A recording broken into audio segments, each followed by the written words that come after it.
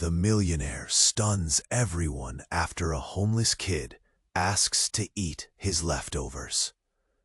James Thornton, the man everyone in New York City knew as the king of luxury, was walking through Central Park on a cold autumn night. The kind of night that made you pull your coat tighter. But the gold and orange leaves spiraling down from the trees seemed to glow under the weak street lamps, like tiny flames flickering in the dark. The park was almost empty, the silence heavy except for the occasional crunch of his polished shoes on the damp pavement. Even with all his millions, all his fancy penthouses and flashy cars, James felt a sharp emptiness gnawing at him, a strange weariness that no amount of success could cure. His breath steamed white in the chill air as his mind wandered, spiraling into doubts he never showed anyone. He had spent tonight at his usual five-star restaurant, feasting on foods most could only dream of. But now, standing alone on a cold bench, surrounded by luxury and decca, no one had ever spoken to him like this. Not like he was just a person, not some untouchable millionaire. People passing by stopped for a fraction of a second, their faces freezing in disbelief or disgust. Murmurs rose quietly. Is he serious? A millionaire and a homeless kid? What a scandal! The invisible wall between their worlds was brutal, solid as steel. Yet here it was, about to be crossed by a simple ask. Inside James's chest, the usual cool certainty cracked. His hands trembled, heart pounding oddly loud in the quiet. He felt the weight of every dollar, every fame as completely useless as empty shells. The boy's eyes held something sharp.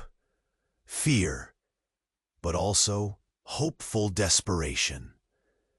And then there was a strange pull, a sudden urgent need that no board meeting or high-rise could ever fill. James looked down. A question lingered in the space between them, a fragile, frightening thread that could pull them both into something new. But what? Nobody knew, yet. Hey, before we continue with this amazing story, I need to give you an important heads up. Many subscribers have reported that YouTube removed their subscriptions without warning.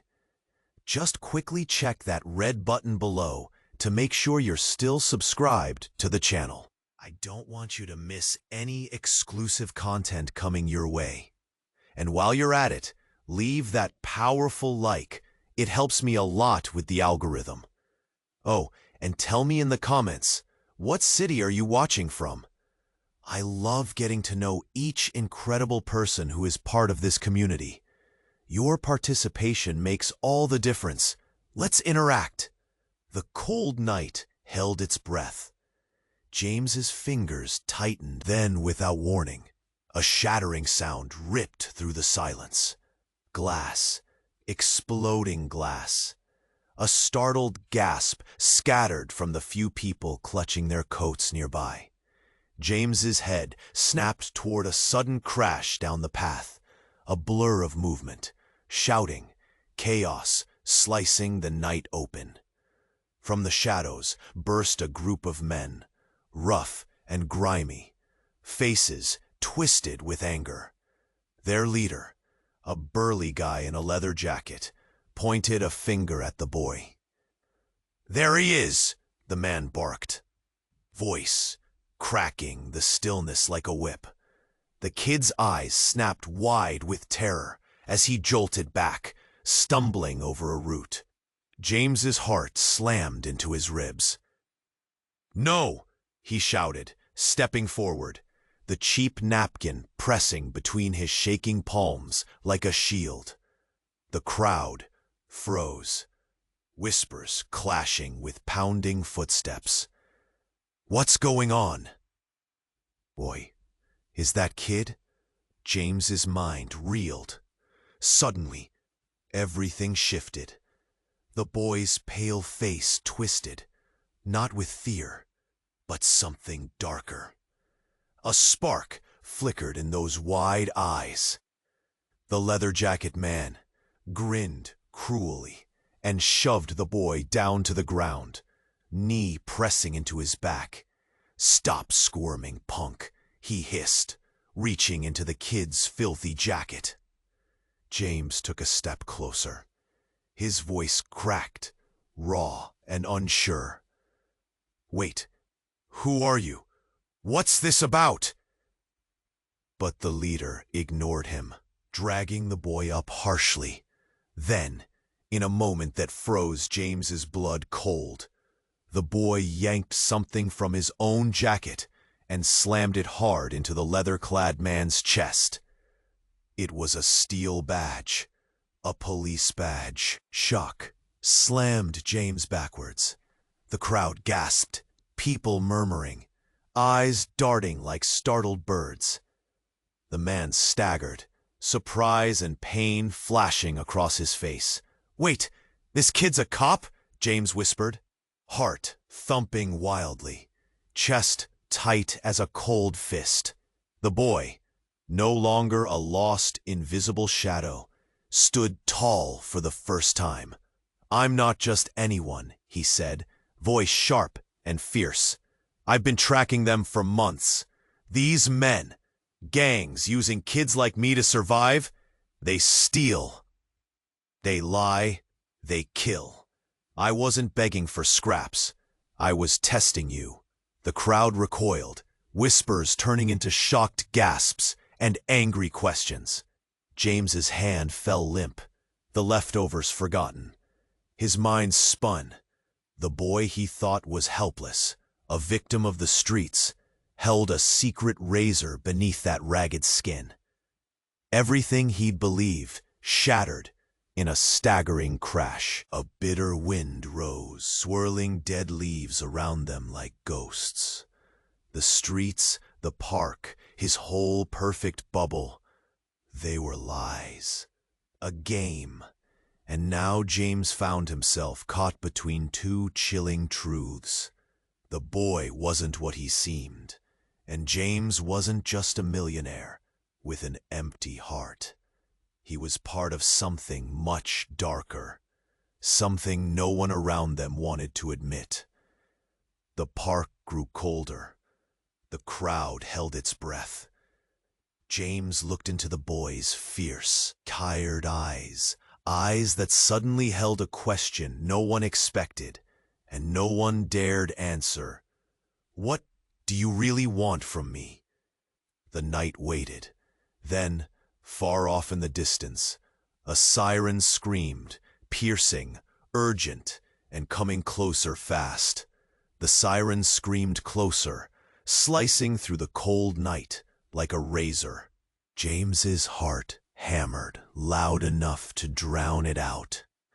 The boy's fierce eyes didn't blink. The crowd was frozen, caught between curiosity and terror. And then, out of nowhere, a figure burst into the dim pool of lamplight, running fast, lips pulled back in a wild grin. It was a woman, mid-30s, sharp and fearless, wearing a hoodie that slipped off her shoulders as she moved. Her eyes locked instantly on the boy and the rough men holding him. "Hold it right there!" she shouted, voice full of fire. The leader in the leather jacket swung around, sneering. "Who the hell are you?" The woman didn't hesitate. She yanked something from her pocket, a badge, but different. Official-looking, but heavier, almost ceremonial. The street seemed to drop a few degrees colder around it. "I'm his sister," she said, voice shaking but sure. "And you don't want to mess with us." That should have been the shock. That should have turned the tides. But the woman's words echoed through the night and made the crowd stir.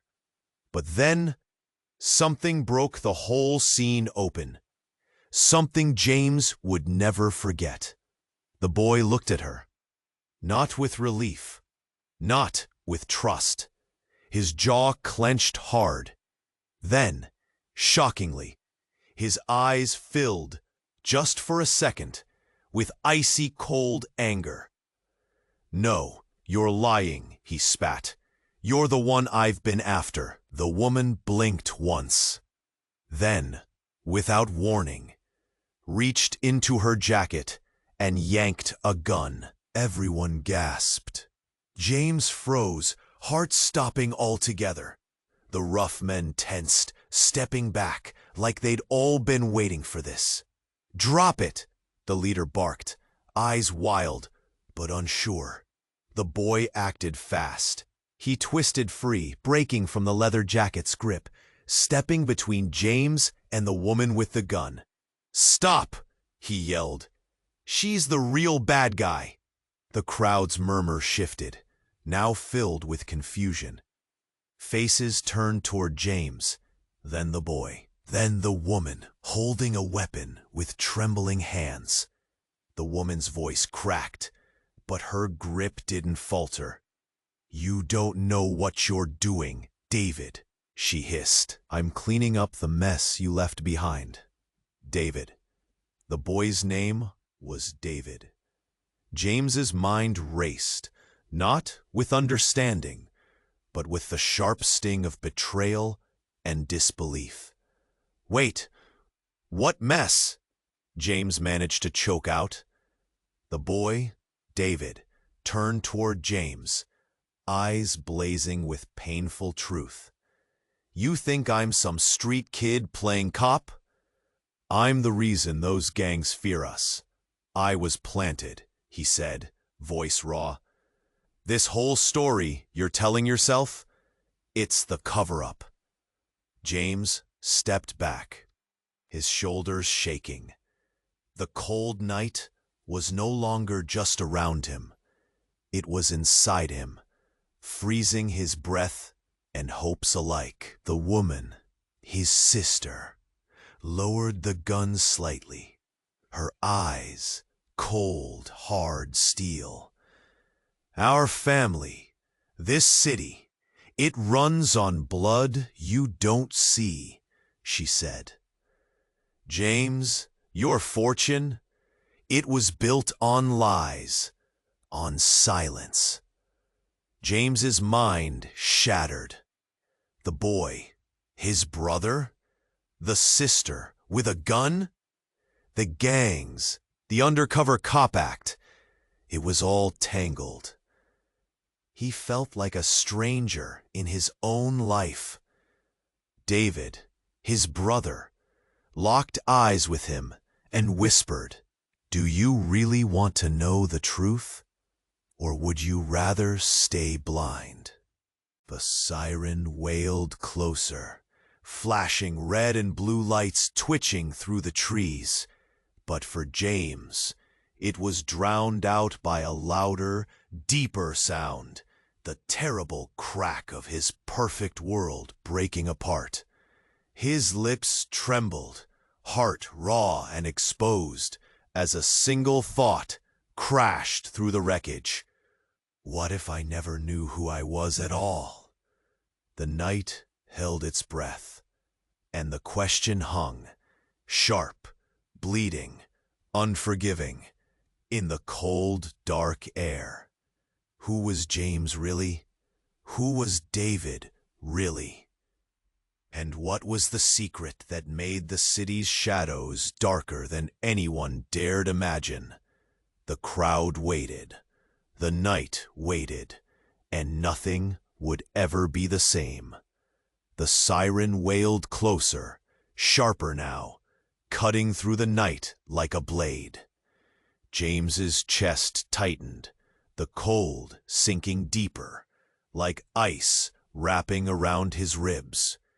David stood firm, eyes blazing, the gun still trembling in Grace's hand, her voice barely holding the chaos at bay. Then, without a word, everything changed. A sudden flash of light burst from the shadows by the path's edge. A loud crack, a piercing scream hit the air, raw and desperate. People froze, wide-eyed and gasping. James stumbled backward, heart thudding, so loud it nearly drowned out the scream. Grace dropped the gun, her hands shaking wild. "No, no, wait!" she cried, but the moment shattered faster than her voice could carry. From the darkness, a figure appeared, slender, moving fast, slipping through the crowd like smoke. It was an older man, all sharp angles and cold eyes. Without hesitation, he stepped between James and the stunned group. "Enough!" the man barked, voice rough and biting. "Piss stops now." David stiffened, hand half raised. Grace's eyes narrowed, gripping the fallen gun like a lifeline. James blinked, disoriented. "Who?" James whispered. But the man's gaze didn't waver. Then the man spoke, the words cracking through the silent cold, dropping hard like bricks. "I'm your father." The crowd gasped as if hit by thunder. The name hung heavy in the chill, twisting the air itself. James's breath caught, slow and ragged, like someone hit the edge of a cliff and hung there, suspended, not falling yet, but having no idea where to land. David's eyes went wide, flicking between the stranger and James. Grace's mouth fell open, her grip loosening. "Dad," James finally managed to say. The word felt foreign in his throat. The man nodded, cold as winter. "I've been here all along, watching, waiting." James's mind scrambled. It didn't fit. The childhood memories, the lonely rooms, the empty dinners, the wallets full of cash and hearts full of silence. The perfect mask everyone believed in, now cracked open, like thin ice underfoot. "You." James swallowed hard, face paling. "You're the reason. All of this?" The man's bitter laugh was a death knell. "The reason you have everything. Your fortune, it's built on my debts, on deals you never saw. You think those gangs just appeared? You think the silence is natural? No. I made them. I controlled them. To protect you. To protect us." David's face twisted with disbelief and fury. "You used me, my life, to cover your sins." His voice cracked like thunder. "I wasn't planting a story. I was carrying your shadow." Grace stepped forward, eyes blazing cold fire. "You lied to us, to everyone." The man shrugged, a broken king crumbling. "I did what I had to. The city doesn't forgive weakness, and neither do I." A heavy silence pressed down like a weight. Leaves whispered down, swirling slow and frozen in the cold night. James's hands clenched tight, nails digging into his palms. The whole world felt like a lie. His fortune, his family, his own name, twisted and stained. "Why now?" James whispered, voice shaky. "Why show up tonight?" Before the man could answer, the siren's wail exploded nearby. Closer than ever, red and blue lights spilled over the crowd, washing the park in harsh, unforgiving colors. And then, shadows moving fast. The swarm of armed officers burst in from the trees, guns raised, voices shouting orders. "Tango down! Freeze! Nobody move!" The crowd scattered, panic flowering like sudden fire. Grace grabbed James's arm, urgency burning fierce. "Run!" But James barely moved, his eyes locked on his father's face, half regret, half defiance. In that moment, the man smiled bitterly. "There's more you don't know, more than you ever imagined." James's heart shattered all over again. The city's dark pulse beat louder, deeper now. And the truth, the real truth, was still waiting in the shadows, far beyond the lies anyone had dared tell. What secrets had his father buried? And who would survive when they finally came to light? The night wasn't over, not by a long shot. The sirens blared closer, slicing the chilling night. Red and blue lights spilling over the crowd like spilled paint. James's chest tightened, cold seeping deeper, freezing air and fear together. David stood firm, eyes burning, the gun still shaking in Grace's hand. Her voice barely held the chaos at bay. Then, without warning, a sharp crack tore through the air. A scream followed, high, raw, desperate. The crowd snapped, wide-eyed, frozen.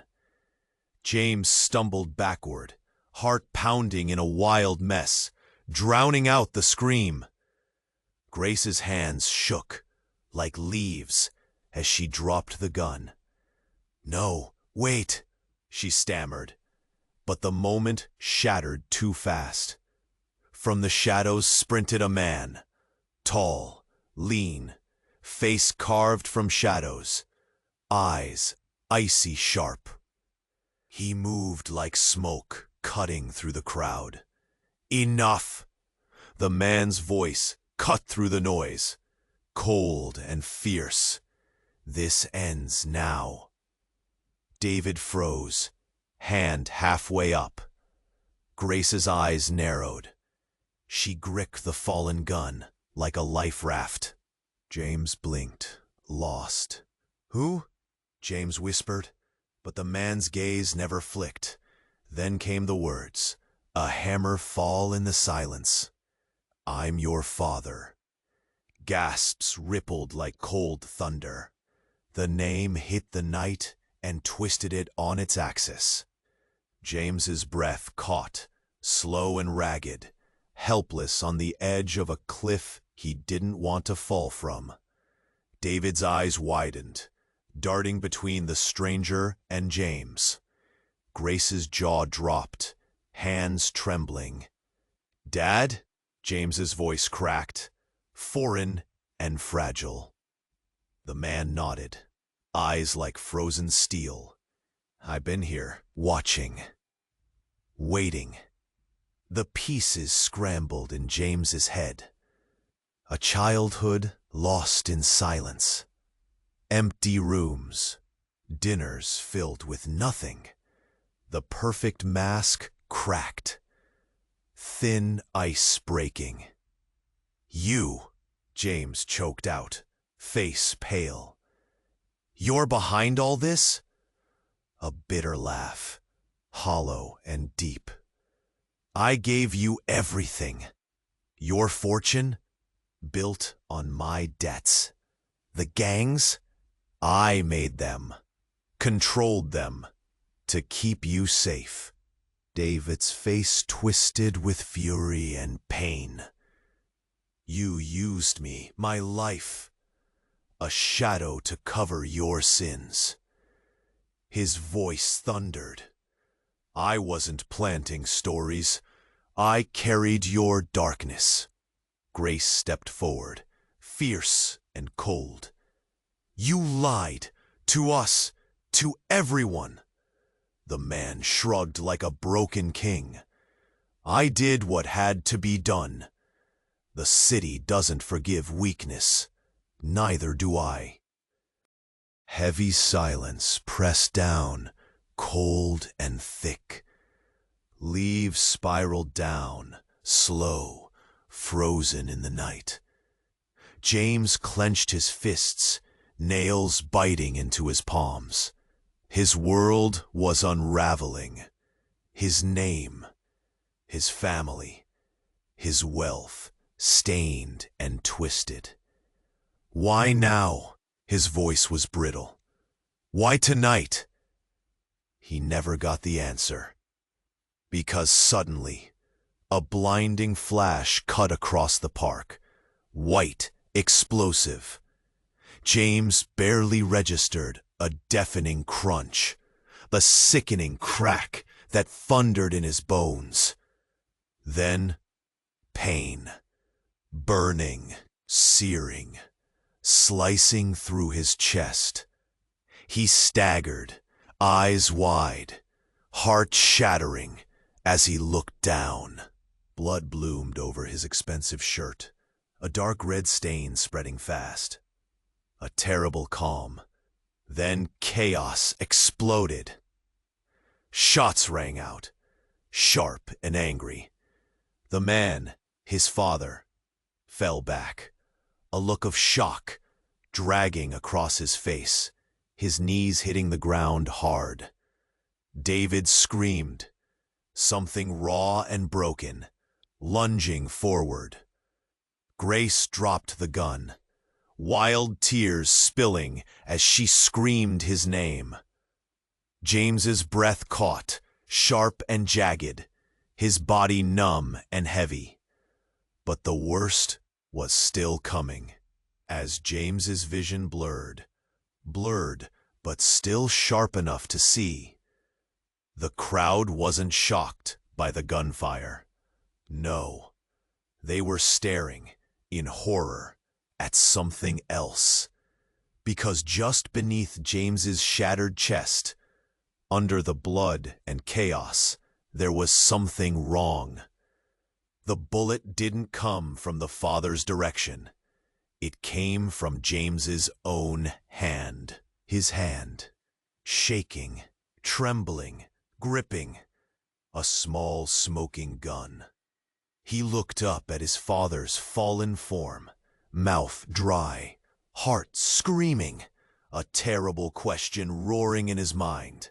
How could he have done this? Why? The sirens filled the night, closing in fast, but all James could hear was the pounding inside his own head. His own hands stained crimson, his own world falling apart, and the truth, the deepest, darkest secret, bursting through the shattered pieces.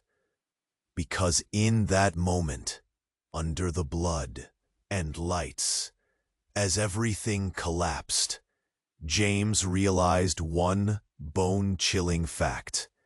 He didn't just inherit this world. He was part of it. The blood, the lies, the violence, it was in him, and no amount of money, no hollow success could wash that away. A drip of cold sweat slid down his temple. He whispered, voice raw, broken, "What have I become?" The night didn't answer.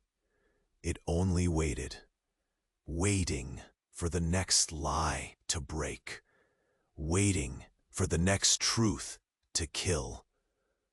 James's breath hitched, heart pounding like a war drum in his chest. His fingers trembled on the smoking gun, still warm, slick with blood. His eyes flicked down to the man sprawled on the ground, his father, whose pale face twisted in shock and pain. The crowd around them dissolved into chaos, screams mingling with sirens and shouts. He was frozen, numb. Don't move, don't breathe too loud. But beneath the noise, beneath the panic, something else stirred. A whisper, too quiet to catch. Then, a sharp crack split the air behind James. He spun around, eyes wide, heart leaping again. A woman stepped out of the shadows, tall, with long dark hair whipping around her face. Her coat was torn and dirty, but her eyes were wild, burning like fire. She held a tiny device in her hand, one he recognized instantly. His phone. "Stop! Stop right there!" she screamed. Her voice cracked with raw desperation. "Don't move! I have everything recorded." Everyone froze again, the sudden command cutting through the chaos like a blade. James blinked, confused. The woman's hand shook as she lifted the phone. The screen was lit, streaming a live video, live surveillance from nearby cameras. The image shifted to show a dark alley where James had been earlier that night, before the park. There, in grainy black and white, was James, talking quietly to someone. James stumbled back, his heart squeezed tight, cold sweat coating his skin. What is that?" he managed. The woman stepped closer, voice trembling but fierce. "That's you, making a deal with them."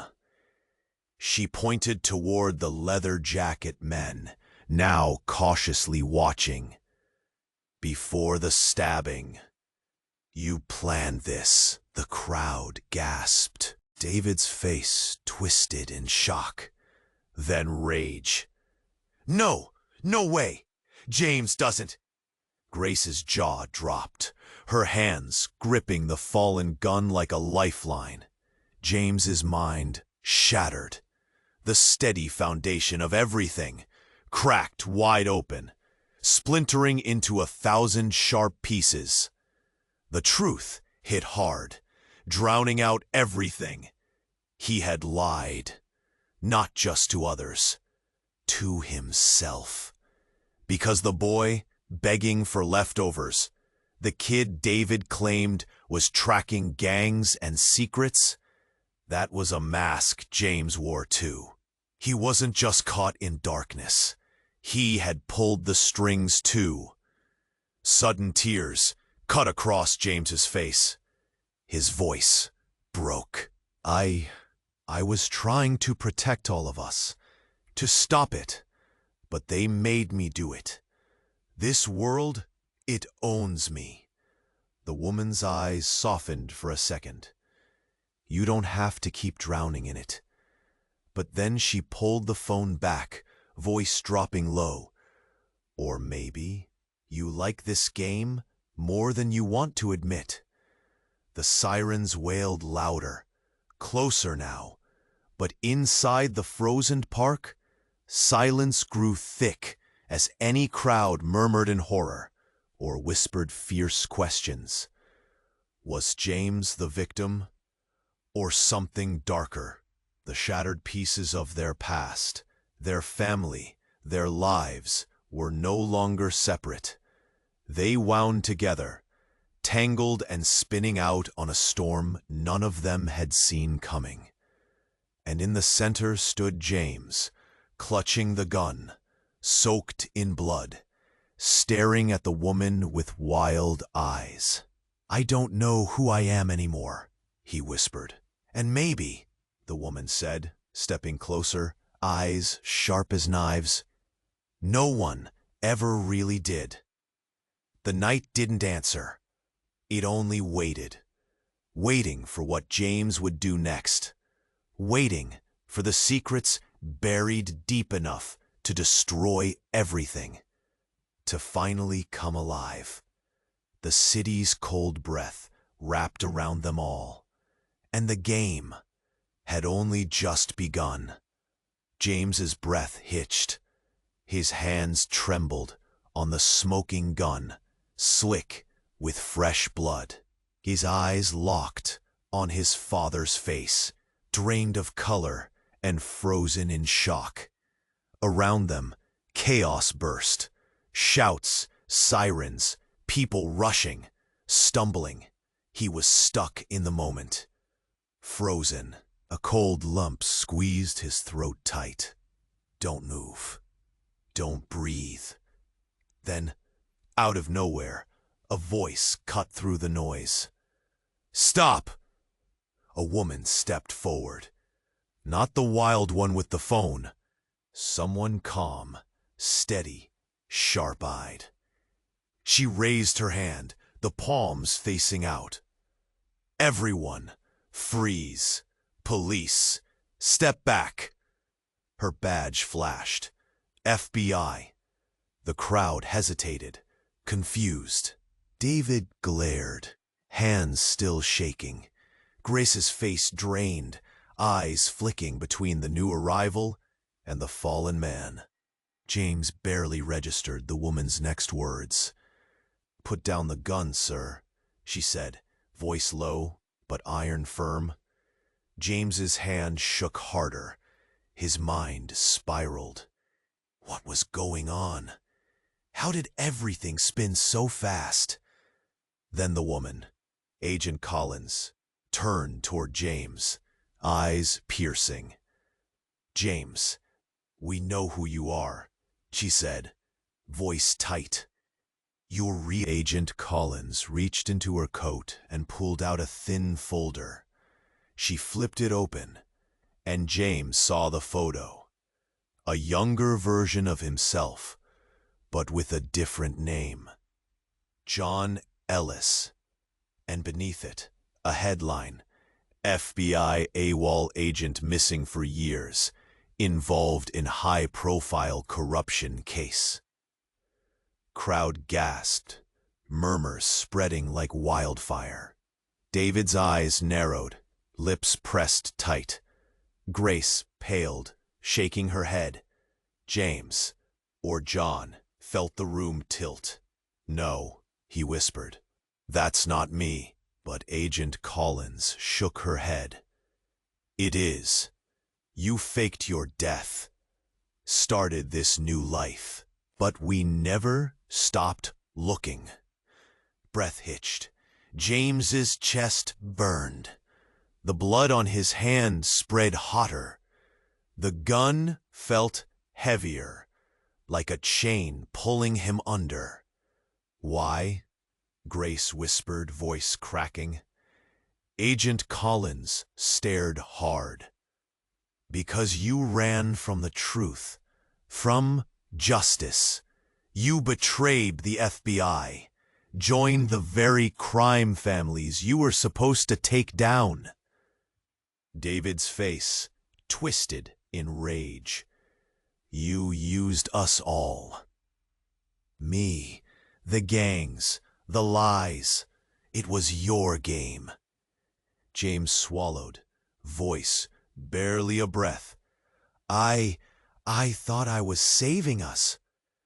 Laughter, bitter and dry, tore from his lips.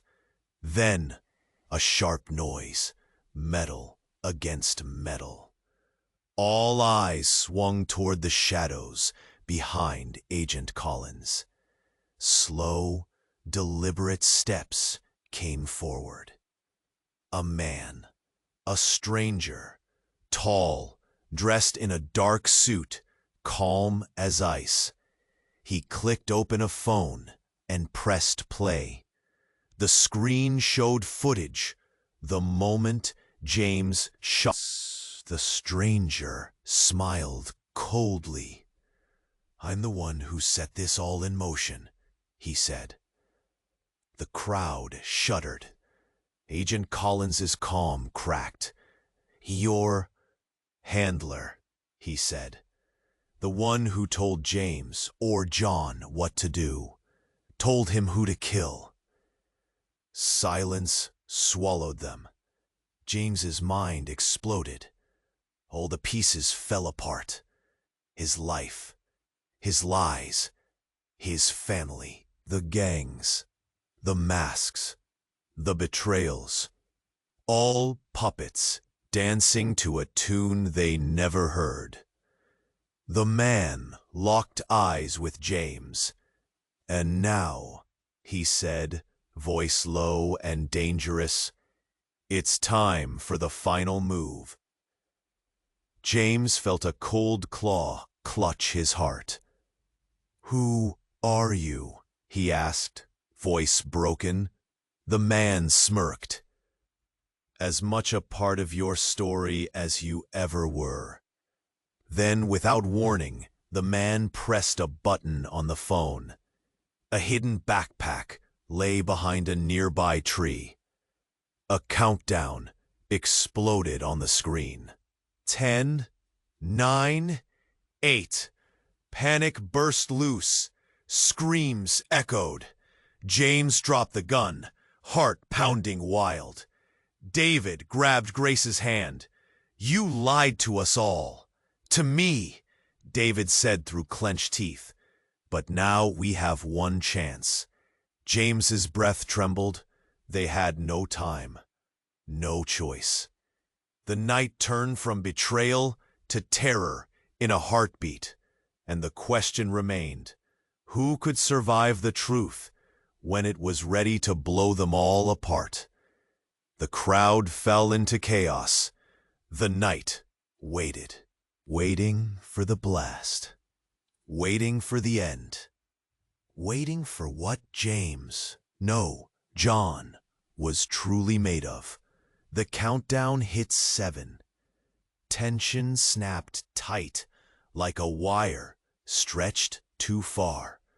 The crowd gaped, frozen in place, hearts pounding so loud they could almost hear the seconds ticking off. James's fingers shook. The gun slipped from his sweaty grip and clattered onto the concrete, but no one dared move. 10, 9. The device blared inside the backpack, voice cold and robotic. David grabbed Grace's wrist, eyes desperate. "We have to move. Now." Suddenly, a deafening roar shattered the night. But it wasn't the bomb. It was a blast of tearing metal, glass shattering like ice. From the shadows, a black SUV screamed into the park, tires grinding against stone. It barreled straight toward the group. James, David, Grace, everyone caught in this nightmare. James yelped and pushed David out of the way. The vehicle slammed into the backpack, crushing it under its massive weight. Then, silence. No explosion. The backpack lay smashed, wires sparking. But the countdown stopped dead at 4. The crowd gasped, a mix of shock and relief mixing in the cold air.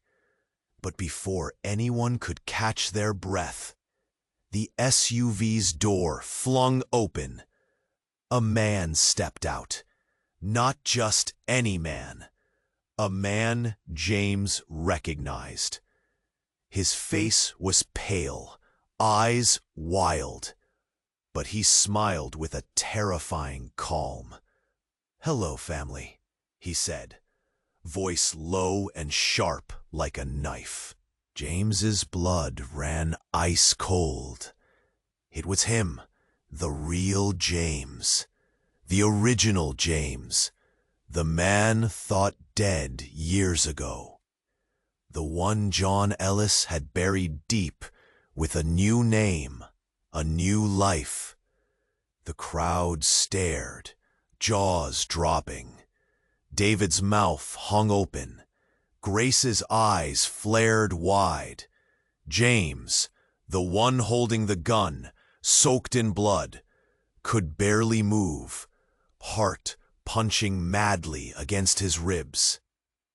The man took a slow step forward. "I know you're confused," he said, voice smooth, like silk over razor blades. "But you never left. You just hid. And now it's time to come home." James staggered back. "Who? How?" "Don't play dumb," the man sneered. "I raised you. I watched you. You weren't just running away. You were running toward this moment." David stared, voice trembling. "You're my father too?" The man's grin twisted. "Your true father, the one who made this city and the blood that runs through your veins." Then he looked at James, the one who called himself John. "You're just a shadow, a story I told myself to forget the truth." Silence slammed down like a wall. James's knees nearly gave out. Grace whispered, "This can't be real." But the man laughed low and cruel. Suddenly, he reached into his coat and pulled out a thin file. He tossed it at James's feet. James bent down, fingers trembling, and picked it up. Inside were photos, dozens of them, images of James and John, together, at the same time, in the same place. Impossible. He blinked, heart turning over. "How?" The man smiled, stepping closer. "This world you think you own? It's bigger than you imagined. And you, John, are just one part of it." James's breathing raced. Then the man leaned close, voice a whisper, soaked in venom. "Oh, and by the way, the real James Thornton never died. He's been watching you spin your little web all these years." James stumbled, mind splintering. "So, who am I?" he croaked. The man's eyes glinted. "A clone. A ghost. Your replacement." Gasps ripped through the crowd. David's face paled. Words stuck in his throat. Grace's hand flitted to her mouth. James stared, numb and broken. His world was a lie inside a bigger lie. He wasn't himself. He never was. The real James, his father, had made sure of that. And now the man spat with bitter satisfaction. "You were built to fail, to carry the sins I couldn't face, to bleed from my mistakes. And when it was over, you'd disappear." The night narrowed down to a sharp point. Everything James thought he knew was shattered, flickering like a broken flame. His own hands, holding that gun, spilling that blood, were not his. More than lies, more than secrets now, James faced a question so brutal it tore from his chest like fire. If you're not real, then who are you fighting for? The crowd was silent. The night waited, and the city breathed a dark, slow breath. Hungry for answers it feared to hear, James' breath hitched. The weight of those cold words crushed him flat. A clone, a ghost. His hands shook, eyes scanning the crowd that looked back like strangers. David's face was pale, struggling to find air. Grace's fingers trembled against her lips. And the man, his real father, stood there like a judge, the darkness in his eyes swallowing the night whole. The world felt hollow, spinning with every painful beat of James's heart. Then, silence. A deep, sharp silence that bled into the frozen park like icy water.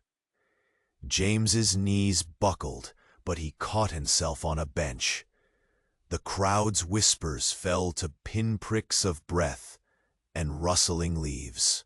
The real James, the real father, smirked wickedly, like a puppeteer savoring his masterpiece. But just as the crowd began to murmur again, a sudden noise tore through it all, a low, mechanical hum. It started soft, barely there. Everyone's eyes jerked to the side of the park where no one had noticed the shadows shift. A flicker of light pulsed, sharp and steady. Then right in front of them, the ground cracked open. An unnatural split slicing through the concrete like jagged glass. A glowing blue light spilled from the crack. The crowd gasped in almost holy terror. James froze, heart slamming into his chest like a drum. Before anyone could move, the crack widened, almost glowing, until, with a surge that threw dust and leaves into the air, something began to rise. Not a person, not a man, but a perfect replica of James. Same eyes, same face, but without a single scar, and most shockingly, without his hesitation. Not a clone, no, something else. The replica stepped forward slowly, hands calm at his sides, eyes glowing faintly with an unblinking, unnatural light. The crowd recoiled in horror. David's voice cut through, raw and desperate. "That's impossible. You're not him." But the duplicate turned to David, and to everyone's frozen disbelief, it smiled. A cold, empty smile that held no soul. Then, with a smooth voice like glass breaking, "I'm the original." James's breath caught. No, not the original father. Not the so-called real James. Was the truth he didn't want to see. The man claiming to be the original James stepped forward with a calm that betrayed no chaos, no fear. "I'm who this whole nightmare was built for," he said, scanning the terrified crowd. "And you," he said, locking eyes with James John, "are the mistake." Shock slammed through James like lightning. The man's words twisted his gut. The park was silent, too silent. Then the ground cracked again, and more replicas rose. 3, 4, 5, each perfectly crafted, artificial versions of James, each one stepping forward like ghosts from a nightmare. Grace stumbled back, horror-stricken. This isn't real. This can't be real. But the smiles on those faces were real enough. The father laughed, low and bitter. You see, you weren't the only replacement. He made many copies, experiments, failures meant to carry his legacy. David's hand closed into a fist. So what? None of this was about us? It was all designed? The man's smile grew cruel. You were pawns, and now the game is to see which of us will survive. James felt his mind shatter again and again. The blood, the lies, the family, they were just parts of a twisted game, deeper than he could ever imagine. And then, from somewhere deep inside the crowd, a new sound rose, soft but clear. A child's voice. Stop! Every eye turned toward the edge of the park. A small girl, no older than 7, stepped forward. Her eyes were like James's, same sharp spark. She held out a hand, trembling but steady.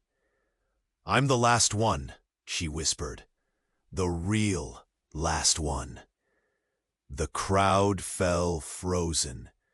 The clones turned deadly eyes to her.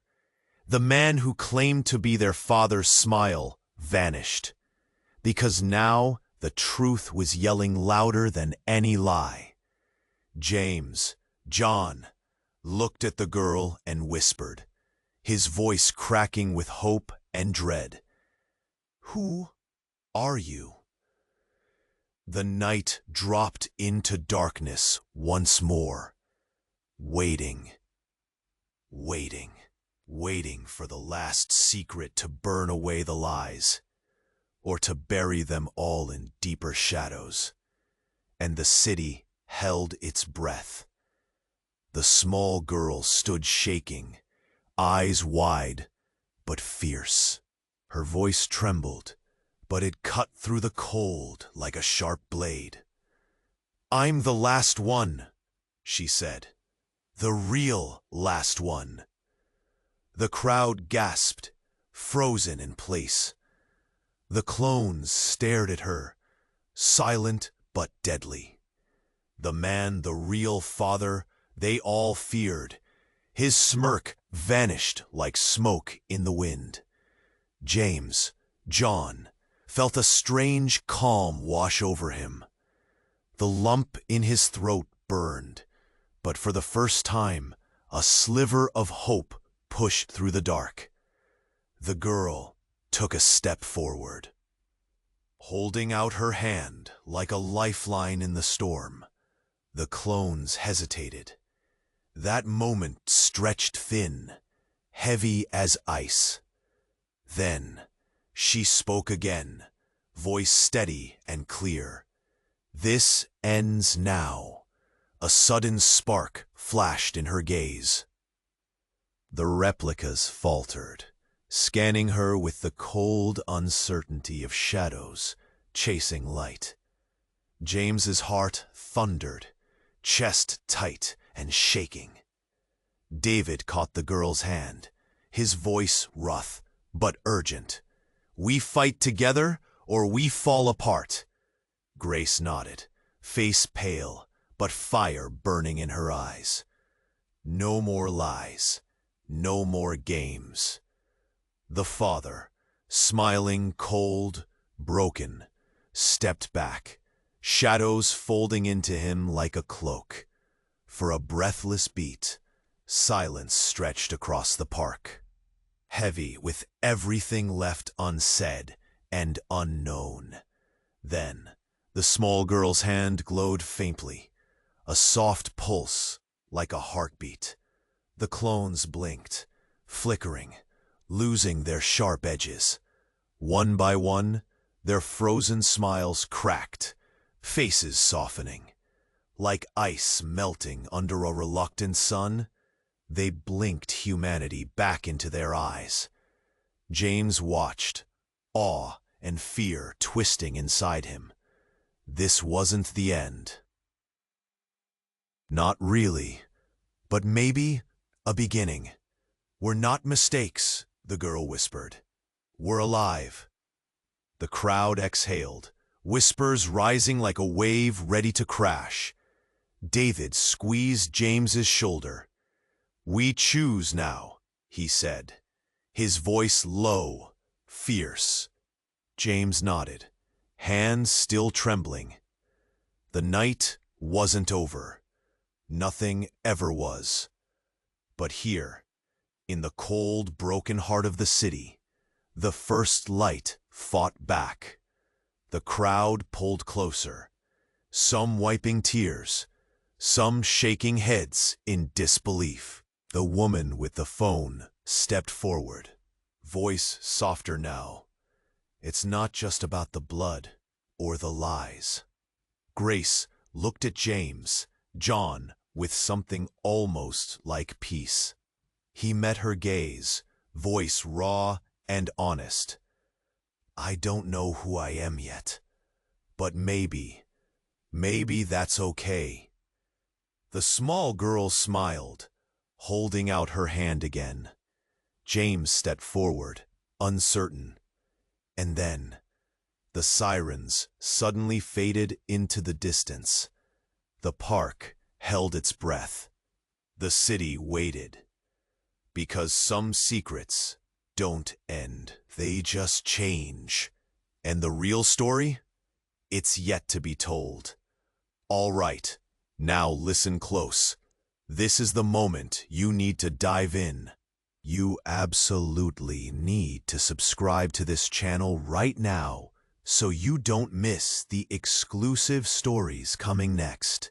Seriously, hit that red button immediately. And don't even think about holding back. Smash the like button right now. Feed the algorithm. Show the world you're here. Your likes keep this story alive. I want to see the comments flooding with your reactions, your theories about this ending. What do you think happens next? Who was the real mastermind? Let's get that conversation burning.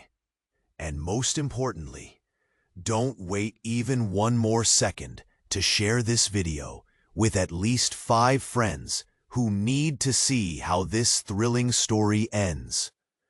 Only true fans know how crucial it is to support the channel fast and loud. So go ahead, subscribe, like, comment, and share. Because the night's not done. The story's just begun.